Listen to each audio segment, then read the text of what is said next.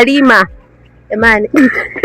Kwa kulima ndio gumu. Kulima tujazoea. Kuna mawazo mengi sana, najisikia vibaya, wenzangu wanaendelea huko mbele, mimi bado niko nyumbani. Kwa ulifukuzwa kabisa au ilipata? Tulirudishwa, ambao hatuna ada turudisha nyumbani, tuliambiwa mpaka tutapomaliza ada ndio tutakuja kuendelea na masomo. Pole sana. Asante. Okay. Mahojiano live. Tunazifungua kurasa, tunaweka wazi hadithi zilizojificha. Bwana, mambo vipi? Karibu sana katika kipindi chetu kizuri kabisa. Kipindi kinaitwa The Real, kipindi ambacho kinahusika na mahojiano live kabisa kupitia simulizi. Na leo niko na my sister hapa, tutaenda kupiga story nyingi sana. Mimi naitwa Salki, kiniita Mr. Stallman, inakuwa noma zaidi. Mambo vipi mrembo? Poa. Mambo yanaenda? Okay, kwa kuanzia kabisa tulikuwa tunatamani uweze kujitambulisha. Unaitwa nani? Vitu kama hivyo. Kwa majina naitwa Brightness John Kidamali. Nasoma hapa TIA. Okay. Unatumia mitandao ya kijamii?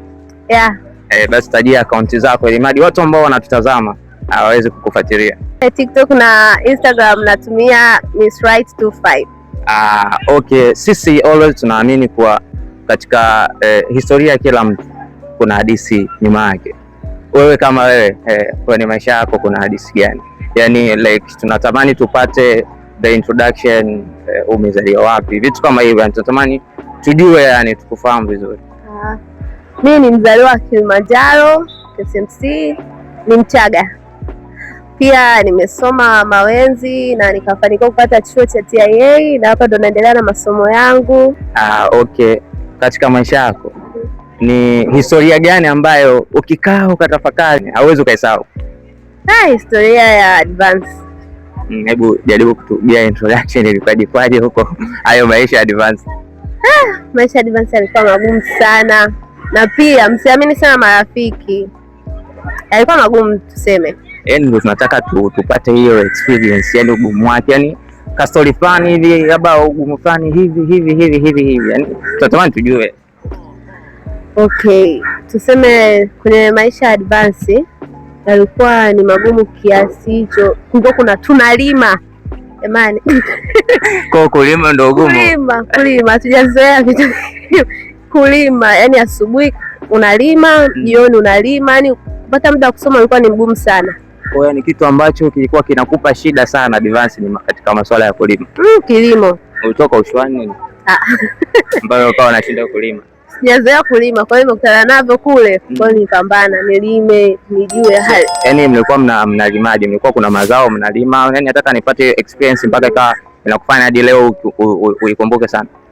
Tulikuwa tunapanda maharage, mahindi tunavua sisi, tunapanda. Yani kilimo, unachojua kilimo, mtu yote anafanya kazi ya kilimo, kupanda mahindi, maharage, yani kila kitu tunapanda. Tulikuwa tunaotesha these beetroot hizi zinazosaidia sisi kwa ajili ya damu, mboga za majani. Okay, ukiachana habari za kulima, umesema maisha advance yalikuwa ni maisha fulani hivi tafu sana. Ukiachana na habari za kulima, ni changamoto gani ambazo pale shule mlikuwa mnapitia nyinyi kama wanafunzi au kwa upande wako binafsi? Changamoto ya walimu walikuwa hawapo. Kwa hiyo mlikuwa mna fight nini wenyewe? Tunapambana kusoma wenyewe. Yaani ukipata mwalimu ni mmoja amekuja labda kwa wiki mara moja, kwa unabidi ufight usome mwenyewe upambane. Sasa ilikuwaje kuweza kutoboa kuja hadi huko, yani walimu hakuna afu mnasoma wenyewe, yani ilikuwaje? Unamtanguliza Mungu tu. Unajua kila kitu. Kuna mtu sasa hivi ndio amemaliza form 4 anatamani kuja advance. Sasa unapomwambia hivyo anakuwa anaogopa. Yani tunataka ni trick gani mlizitumia mpaka mmefika hapa? Mbona kama mnataka kutuficha? Ushirikiano pia ulikuwa unasaidia. Kwa hiyo tulikuwa tunasaidiana hivi kufundishana, tuhakikishe kila mtu ameelewa. Kuna wanafunzi wengine walikuwa wanajitolea, kwa msiogope. Advance sio maisha magumu hivyo, ila mnahitaji ushirikiano na wenzako. Okay. Tukiachana katika harakati za elimu, kwenye maisha tu ya kawaida, tuamini kuna historia mbalimbali zipo kwenye maisha yako ya kawaida. Kuna hadithi gani, yani kuna vitu fulani hivi unaweza kuwa unavikumbuka na unaweza ukashare na sisi leo? Maisha yangu ya kawaida. Na kipindi tulikosa hadi hela ya ada, nashindwa kwenda shule. The situation ilikuwaje? Yani kipindi gani? Kwa kipindi hichi nakaribia kuingia NECTA. Yani nataka tujue ni level gani ambayo hiyo situation itokea. O level. O level. The situation wakati inatokea sasa umekosa ada. Wewe binafsi ulikuwa unajihisi vipi, au yani mawazo yako yalikuwaje katika hiyo kipindi? Nilikuwa na mawazo mengi sana, najisikia vibaya, wenzangu wanaendelea huko mbele, mimi bado niko nyumbani. Ulifukuzwa kabisa au ilikuwaje?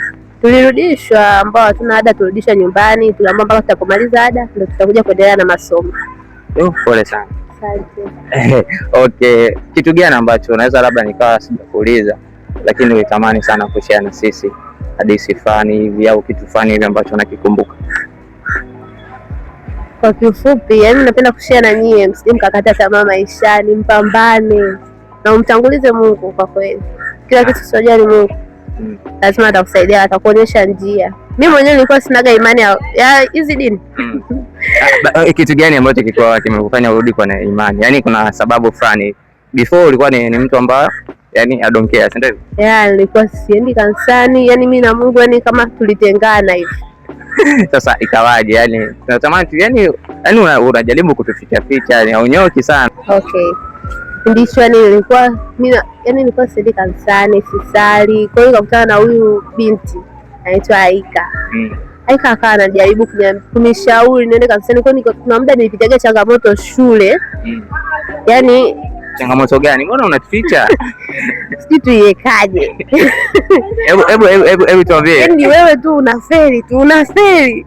Changamoto hiyo unafeli, msaada, yani unakuwa hali unaona ni mbaya, yani unajisikia kabisa mpweke, shule imekutenga kabisa. Kwa hiyo Aika alifungua njia, akaambia niwe nasali. Na for real, nilianza kwanza kusali hivi kwenda kanisani, mambo yalibadilika. Una neno gani la kumwambia Aika sasa hivi anakutazama pale? Aika, mimi nakwambia bado nakupenda na kukubali, na nashukuru sana kwa kunifungua njia mpaka sasa nimefika hapa, naendelea masomo yangu, nashukuru. Okay, asante sana bwana kuweza kushare baadhi ya tips na sisi. Karibu sana siku nyingine. Asante bwana. Hadi hapa ndio mwisho wa kipindi chetu. Tulikuwa na mrembo wetu hapa, tumepiga story nyingi sana kuhusiana na maisha yake, na wewe unakaribishwa kuja katika kipindi chetu kizuri kabisa, kipindi cha The Real. Mimi sina la ziada, langu jina naitwa Saluki, kiniita Mr. Stallman, inakuwa noma zaidi.